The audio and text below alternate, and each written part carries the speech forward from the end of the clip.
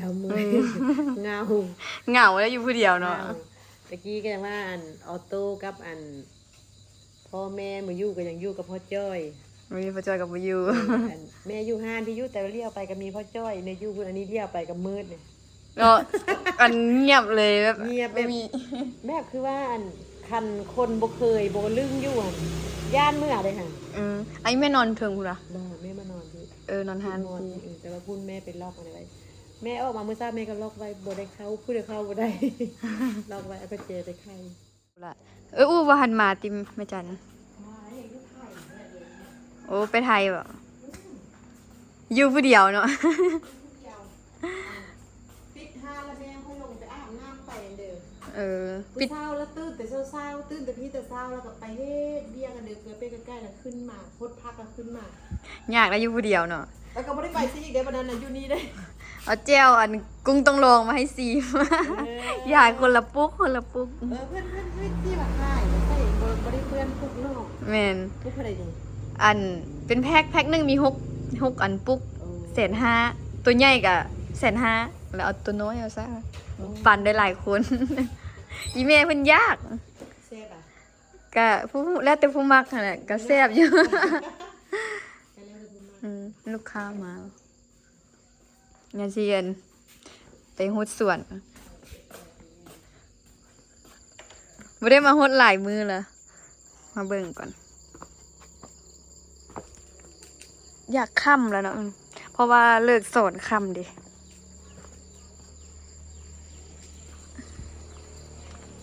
งานกะเงียบๆเงาๆมีไผอยู่พ่อจ้อยกับบ่อยู่พ่อจ้อยไปเฮ็ดเวียกแล้วไอ้ตัวอันออโต้กะไปเวียงไปไทยพุ่นเนาะไปเวียก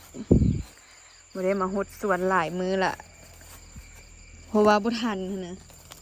อาจารย์ก็อยู่ผู้เดียวก็บ่ทันเนาะป้าขึ้นสูงแล้วดีขึ้นสูงอ่ะทุกคนอันนี้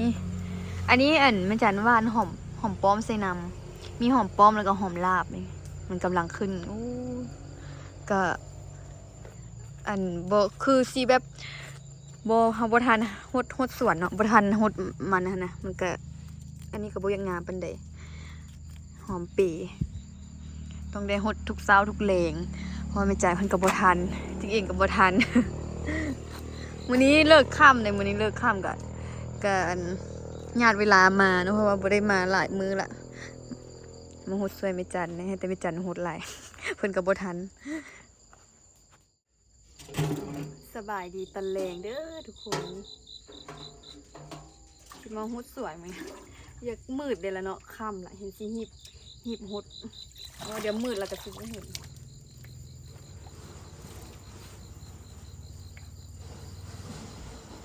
่ได้มาฮดหลายมื้อแห้งแล้งนะ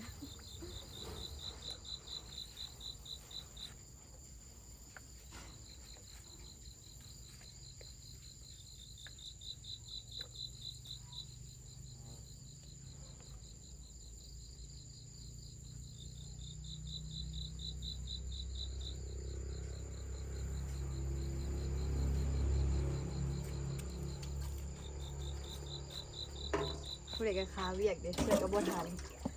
หด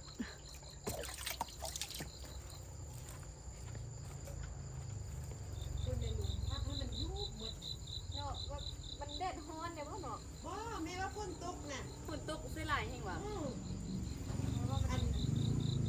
เอ้ยเลี้ยงเพิ่นว่าบ้านสร้างเพื่อแล้วก็ปอมันน่ะล่ะว่ามันกันยุบคือกันยุบหมดบ่ได้กินด้วยสั่นอันแต่ว่าน่านอยู่น่านนั่นหอมลาบมันก็ยังแต่ว่าแม่บ่มีเวลาลูกย่ามันกำลังขึ้น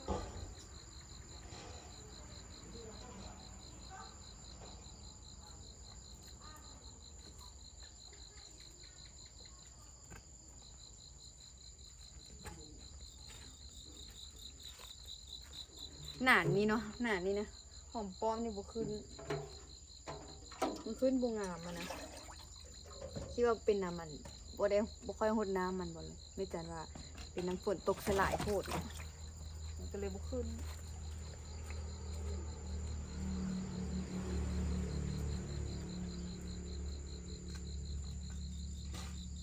เ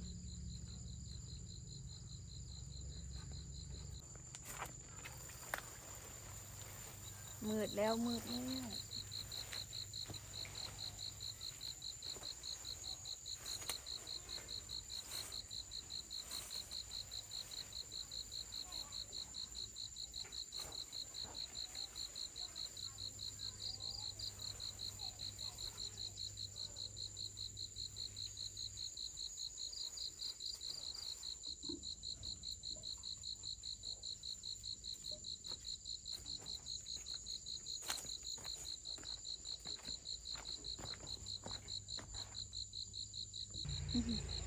อยู่ผู้เดียวแล้วยากเนาะคืออยู่หลายคน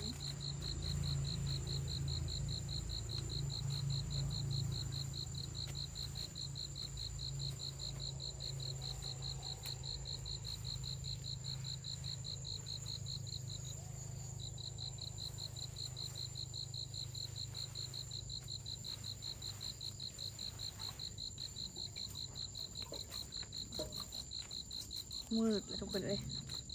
สิเห็นหูบ่มื้อน่ะ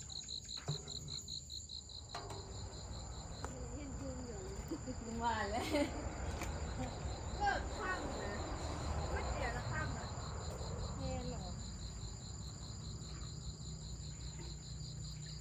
อันพักสละนะฮันบุพงหนูเป็นพักซอดแต่ยาแต่ว่าอันต้นที่ยามฮันพุทโตกาพักซอดของเพิ่นบ้านพักซอดนั่นแล้วก็คงนำเพิ่นมาบงพวกมันก็มางานมันก็ยังยุบ เนาะคือว่าปุ้งกำลังงามๆเลยอันนั้นว่าหนานี่นะคือว่าขึ้นงามๆ นอกไอ้ที่มันยุบ ได้สำเร็จ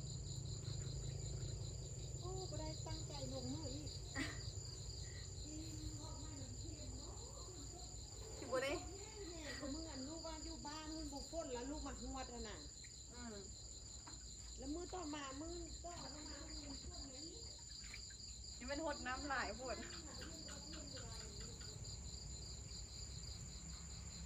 หดน้ำหลายปวดแล้วมันยุบ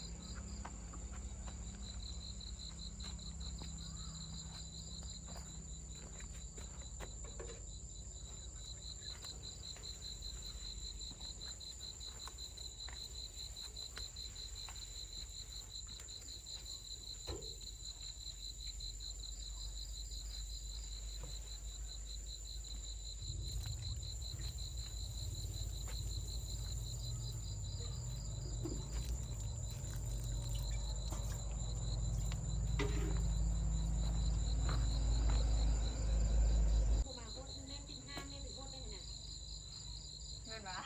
จะมาเนาะยังคิดอยู่ว่าสิไปบ่หรือบ่ไป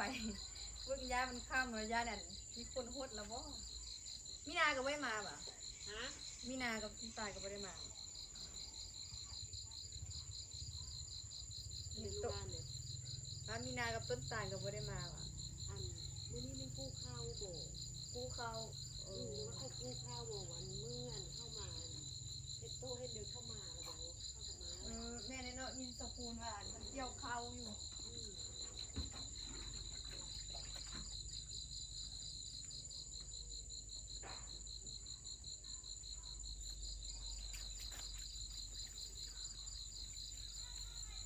เกี่ยวเขาวันอันมันเสาร์วันอาทิตย์แล้วมันปั้นเขาเนี่ยยินสกูลว่าเพิ่นสิปั้นเขาวันเสาร์วันอาทิตย์นี่นานหอมลาบ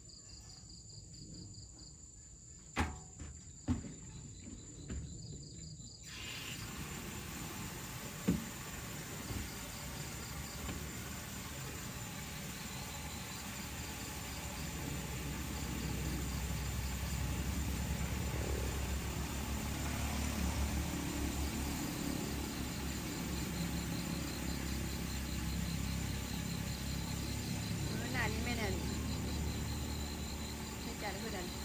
ว่านหอมป้อมใช่ไหมเพราะว่าหนานนั้นมันบุกขึ้นมันบ่มาแต่กระตุ้นน่ะ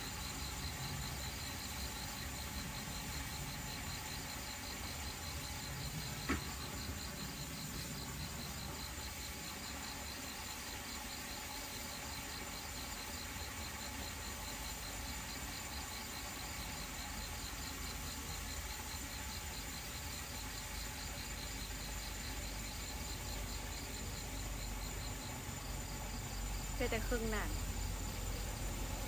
หอมป้อมเป็นปอก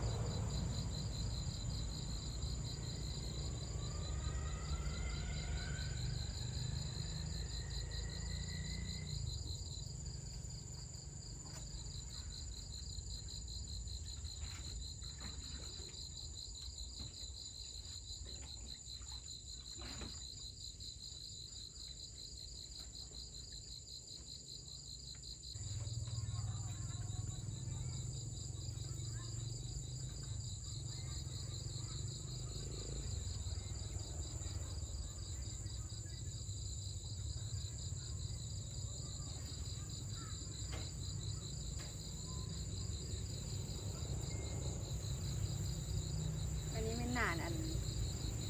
หอมอัวกับอย่างก็ผักบุ้งคุณละครึ่งนานละครึ่งคุณละครึ่ง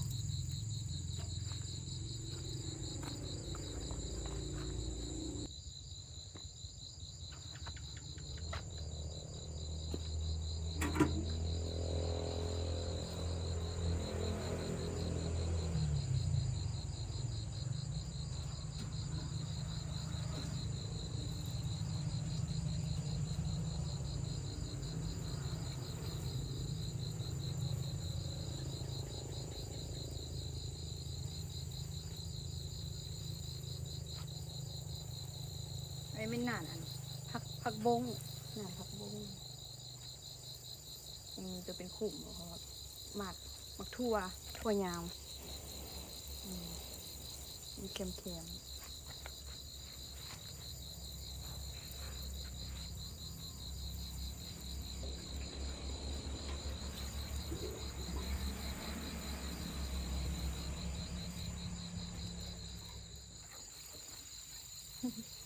มือเพลงอะทุกคนจะเปิดแฟลชเลยล่ะสำหรับบ่เห็นคนนี้จะเป็นหอมบัว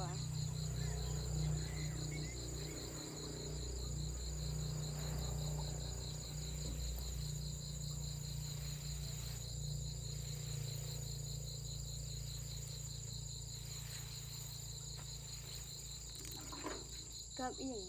ผักสลัดผักสลัดหรือหอมป้อมนี่แหละ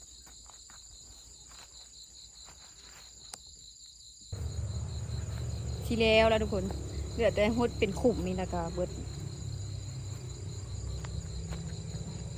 เป็นขุมมักแตงทั่ว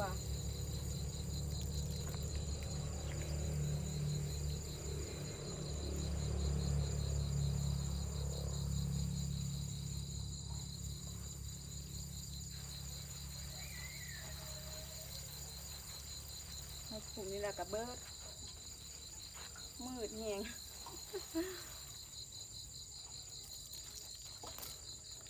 มืดแล้ว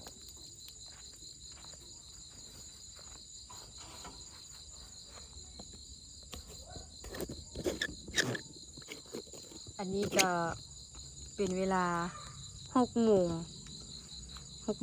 ปลายนะแต่ว่าค่ำไวนะ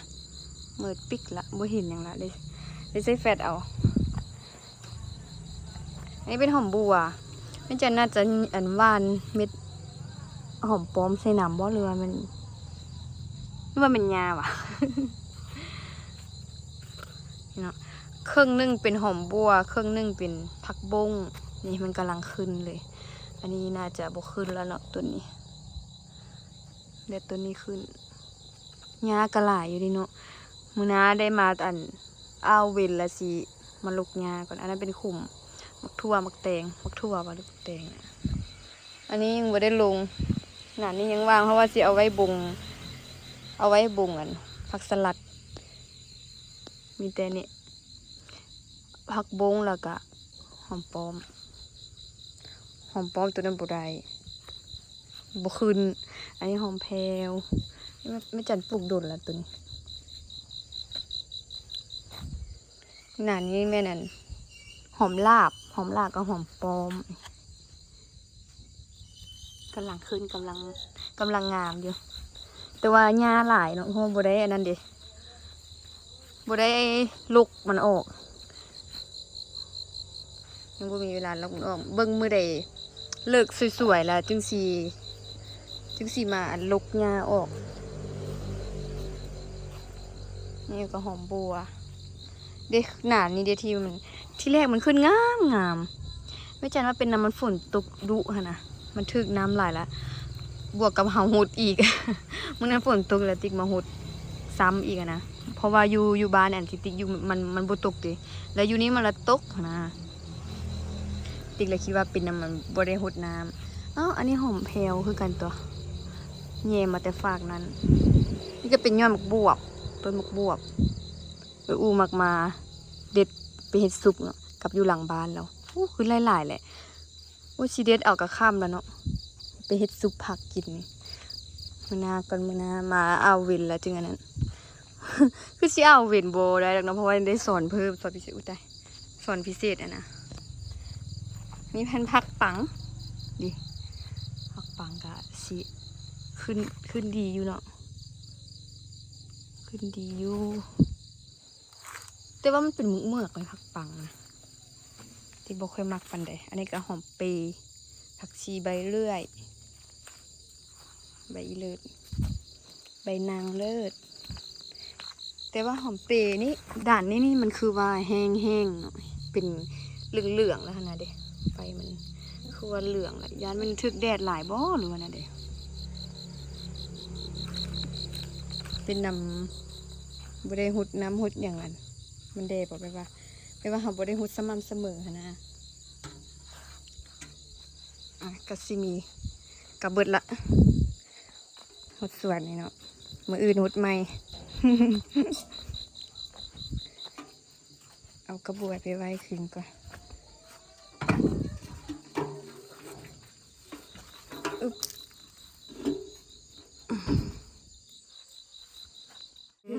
เงา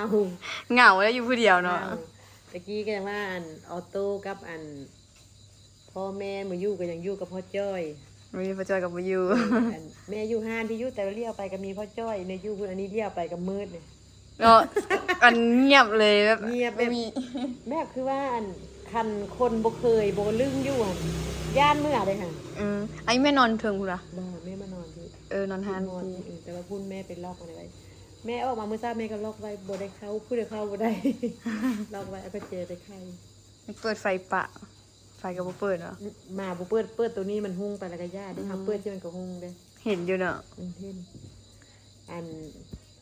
คันไม่มีออโต้มีนะกับออโต้ซ่องคนนี่ก็ฟุดบ่ฟุดเลย ไอ้ออโต้กับพ่อยูเลยให้เหงา คันว่าอันพ่อจ้อยท่านบ่ได้ไปเฮ็ดเวียกท่านอันซ่องเท้าเข้าเมืองแม่ก็ว่าสิบ่ให้เขาเอาเมืองแม่สิเอาไว้แต่ว่าคือพ่อจ้อยเอาช่วยอันนี้คันพ่อจ้อยบ่อยู่โอ้ยมีบ่ไหวแหละแม่ แต่ก็บ่ได้แหละไอ้เจียอยู่ เครื่องนั่นก็ได้ขายแต่ว่าบ่ได้ก็มีคนมาซื้อเด้ก็สิแต่บ่ได้คนมาซื้อ มันพัดอยากให้อยากนำมันเด้อโอ้ยบ่ไหวบ่ได้กินข้าวแท้ ยังโดนว่าหันเพิ่นสิมา จ้ะเดี๋ยวอยู่อุดร มันขาเวียกเพราะว่า ค่ะเวีย ขึ้นไปแปลงรถวะ แปลงรถเห็นเพิ่นแปลงรถบ่ทันแล้วมันสิเป็นมื้ออื่นบอกหันกลับค่ะ เอ้ยอดเอาอีจัง มือ มื้ออื่นกลับมาเวียงหั่นก็จักเป็นมื้อเด้อสิมาฮอดที่ จะสิมาละติไปหลายมือแล้วเนาะ สิมาละ ยังเหงาแล้วอยู่ผู้เดียว รู้ไหมว่าคันเฮาได้เปิดแล้วหั่นน่ะคันเฮาสิไปที่เดิมมันได้ปิดหานมันก็ว่าบ่เป็นปิดบัดนี้นะ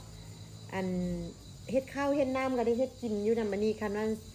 อันมีแผนว่าสิเฮ็ดอันเดิมแล้วมันตื่นเช้าแต่ดึกสบอกกับอันหานแล้วก็ไปเฮ็ด ได้อัดแล้วเนาะคันบ่อัดก็ยานเขาหลัก ได้มื้อแรงปิดหาแล้วก็แม่นจะค่อยลงไปลุมพุ่นแหละ9:00 น 10:00 นแล้วแม่ยังค่อยขึ้นมาเฮือแล้วนั่นน่ะจักแม่นเยียนห้างแมงบ่แมงมุมมันขี้จิเจียมจะมันหลาย แล้วเขามีผู้เดียวอยู่เด้มีผู้เดียว มัน อ อยู่ ยู่ทางเลนเนาะคันเฮาอ โอ้ ยู่ ยขี้จิเจียมนี่หลายอยู่แล้ว คันเฮาอยู่มันก็สิไปลีอยู่หันอยู่นี่เนาะ อยู่นี่บ่มีเนาะอยู่นี่เจียงอะไรมีนะ มันยังมื้อเด้ มีคนอยู่ตลอดเด้ น้า โอ้เขาจุดอหย่างหวานจุดสิ่ง ไว้ค่ะแม่นซาคือแม่ค่ายเครื่องอันหานแม่หันแม่ไปเชื่ออัดไว้ไปอย่ามาเปิดสุดจักชั่วโมงก็เปิด เช่นว่าตะกี้ เปิดง่ายเปิดง่ายปิดง่าย โอ้ย มีฮาร์ดเยอะแล้วเด้ ปิดกันยากบ่ได้เงินได้บัดนี้ได้นั่งอยู่แล้ว อีเมียก็ไปเฮ็ดอบหางงัวอันนี้ก็หางงัวป่ะ บ่อันสปีเพิ่นอันข้างหัวละ อ อันเป็นนั่งหั้นนะเป็นนั่งเป็นซีนติดกับหั้นนะแม่แล้วว่าคือว่าคืออยากอบลูกบ่เอาอันเมื่อเฮ็ดอ้อมคิดเราคิดเล็กไว้ยังก็แม่บ่ได้เฮ็ดหมด ไม่หยังหนังวะ นั่งหั้นนะ ซอยไว้ละ อันแต่ว่าบ่ได้ต้มหัวหันหัวอ่อนลูกหัวน้อยละคันเฮาสิอ้อมคิดเล็กอันนี้ค่ะเฮาต้มมันยามเบิ่งมันอ่อนแล้วเฮาจึงเอาคิดเล็กอันนี้ลงหั้นนะไล่ก่อน เป็นตะหนังวะ เป็นไงแล้วเอาเนาะแบ่งมืออ้อมคิดเล็กอ้อมอันบอนอ้อมอะไรก็ได้ เอาบอลเอาคิดเล็กทำมุมักปะเดือขมโพด เนาะมันอยู่ในน้อยกินน้อยเดียวนึงอันกินอ้อมคิดเล็กกินน้อยเดียวนึงแม่รู้สึกแนนนี่ก็ นั่นวะ รู้สึกว่าแนนคือว่าอิ่มคือว่าในเดิมนี่นะ งั้นบุถือก็กินบุถือ แม่ก็สิว่าอยู่ คันว่าออมบอลเนี่ยกินได้อยู่ คันว่าอันเฮ็ดอันต้มนั่งอะไรอันเอาเขาบอกเขาเบื่อเดือนแล้วเอาพักขึ้นมาใส่น่ะแม่มักก่อน หนัง เอานั่งเนาะเอาพักอันนี้มาใส่นะแต่ว่าเฮาหั่นเอาอันเอาชิ้นเล็กเอาเนี่ยมาใส่พัดกินไปกินมาน้อยนึงแนนอึก ยังบุถือเนาะ โมโหแต่ก็บ่ได้เจ็บบ่ได้เด้อรู้สึกว่ามันแน่น แต่แน่น รู้สึกมันนักๆกันนะรู้สึกมันอิ่มมันน่ะลูกบ่ฮู้ว่ามันเป็นอันนี้ งั้นกินบุถือซื้อน้ำให้แม่ก่อนน้ำอันเอาไปมื้อนั้นน่ะน้ำอันเดอะเกาะปทุมมาว่ะดี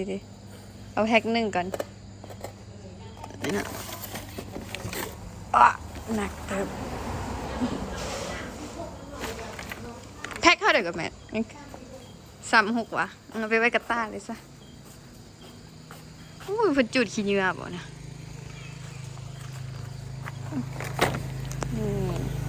ซื้อน้ำไปไว้กินยุงเหียนเอาเป็นตุ๊บไปเลย วิวไม่ได้ให้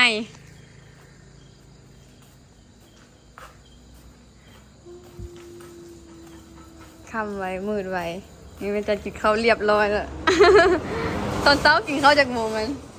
มื้อเช้าหั่นนั่นคันแม่เฮ็ดอันนี้แล้วแม่นึ่งข้าวแม่ไปนึ่งก่อนแม่บ่ใส่ก่อนอันนี้แม่ย่าง ยานเนาะ ดังเลย อันมื้อนั้นมีนาแล้วมันมาต้มนี่มีนาคันลูกมาแล้วมาเอาซาวนี่แล้วแม่ชิ้นนึ่งข้าวเลยแล้วแม่ก็ห้าให้กินเลยหม้อแล้วแม่ก็เสาแม่เวทบ่เปิด ยานดังไฟเอาใส่หม้อกระทะเลยดิหม้อกระทะ บ่คันแม่อันประเภทประเภทเดี๋ยวแม่ใส่นี่คันนึ่งข้าวแล้วแม่ไปดังไฟอยู่เตาฮะไปดังไฟอยู่เตาแล้วแม่ก็ห้าเฮ็ดกินแล้วก็ไปนั่นเลย รถออโต้มัน คุณแม่เคยซื้อ6เส้นหรอ นี่นะ มันขี่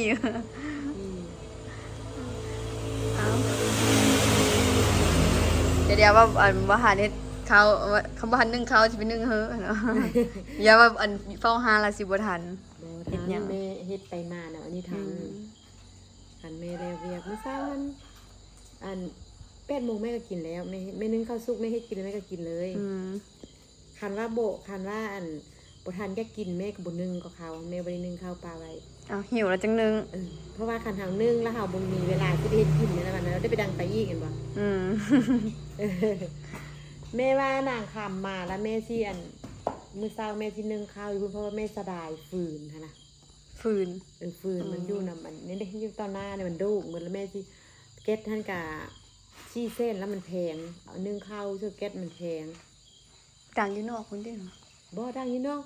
ดัง นางเพิ่นก็ว่าติตื่นช่วยแม่ตื่น4 โมงแม่นึ่งข้าวเนี่ยอยู่พู้นเอาผ้าห่มปกมันไว้จังค่อยขึ้นมา นั่งอยู่เถอะอยู่เหือนเหรอ นึ่งอยู่ลุม เต่าแม่ก็หนีเลยเต่าอันนั้นเต่าอยู่พุ่น บ่ค่อยได้ใช้เลยจะใช้ตะเกียบ ที่ไปดังไปนึ่งข้าวประหยัดอันเก็ตนี้ลง แม่นนั่นแหละ แล้วบัดอันฮอนยามขึ้นมาห้านแล้วเอาข้าวมาแล้วแต้งกินแล้ว อันนี้หมายมานึ่งข้าวดนเด้อนึ่งข้าว ใช้แก๊สนี่แป๊บเดียวติ อันแบบเดียวเขาไปแข้งหรืออ้อมเลย บ่คักเท่าดังฟืนดังถ่านเนาะ ก็ต้องไปอ้อมก่อนข้าวอ้อมจะเป็นข้าวแข้งๆก็ ขอบคุณเพิ่นว่าอันวันเสาร์อาทิตย์นี้ปั้นไปถ่ายคลิปเด้อ ไปช่วยเด้อ อันเจ้าคุณก็ว่าคันว่าเข้าอุคำตุ้ยมาเดี๋ยวก็ไปเดี๋ยวคันว่าเข้ามามัดเข้ามันเดี๋ยวแม่ก็สิไปซวยเขาหรอกแต่ว่าเข้าบ่มาเด้ เบิ่งวันเสาร์วันอาทิตย์ผู้ใดจังสิทันไปกัน คือจังซี่แล้วเลิกมาก็ค่ำละเดินบ่ทันนะ ก็เบิ่งใน5 โมงตะเย็นนั่น แม่น5 โมง บางทีอยู่พุ่นแดดเฮาขี่มาฮอดคือหยังพอดีตะวินตกดินสลุมมืดน่ะ มันลงไวก็ เข้ายามหนาวเลยดิค่ำละสิได้ออกเมืองก็ได้บัดนี้ มืดละนี่มันจะได้อยู่ผู้เดียวอีกแล้ว เอาออกเมืองกันแหม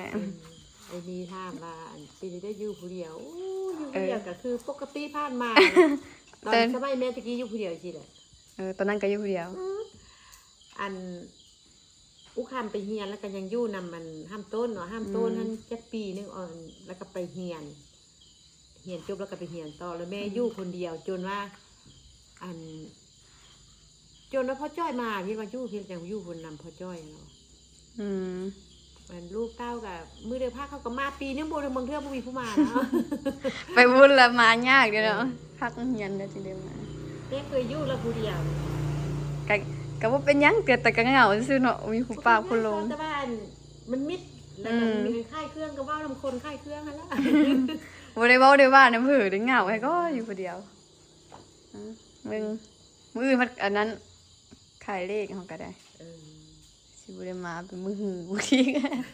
มื้อบ่ได้ขายพุ่นแหละจึงมาออกเมืองก่อนมืดปิ๊ดน้องฮอดเฮียแล้วทุกคนสิได้ไปเข้าครัวกันบัดนี้อันนี้แม่จันเอาหนังให้หนังงัวที่อันกระดูกค่าอยู่เฮือนอันเนาะเฮือนแม่กุ๊กกิ๊กนะแล้วเพิ่นเอามาให้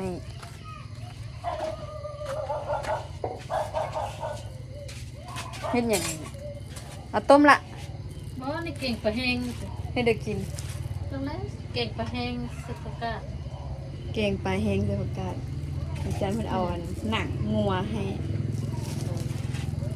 เอาไว้เอ็ดอ้อหลามบ่เนาะอ้อหลามเฮ็ดอ้อหลามกิน เอาไปไป ไว้ตู้เย็นอันแม่ซื้อไก่มาใช่ปะ ตู้เย็นได้ก็สิ เอามื้อเช่นหยังกินซะมื้อนี้เลิก ตู้กินมันเก่งมันก็แล้วมันยังอบอาหารหวาน อบหางงัวอ๋อเพิ่นก็เอาไว้เนาะเอาไว้กินมื้อหน้ามีอบหางงัวกับอันแกงปลาแห้งล่ะเพิ่นสิบ่ได้เข้าครัวแล้วเพราะว่าอันอ้อหลามหางงัวนี่แม่เฮ็ดตั้งแต่สวยเนาะเฮ็ดแต่สวยแล้วก็ตอนนี้แม่แกงปลาแห้งใส่ผักกาดแล้วก็สิแล้วล่ะก็สิบ่ได้เข้าครัวแล้วได้กินข้าวเลย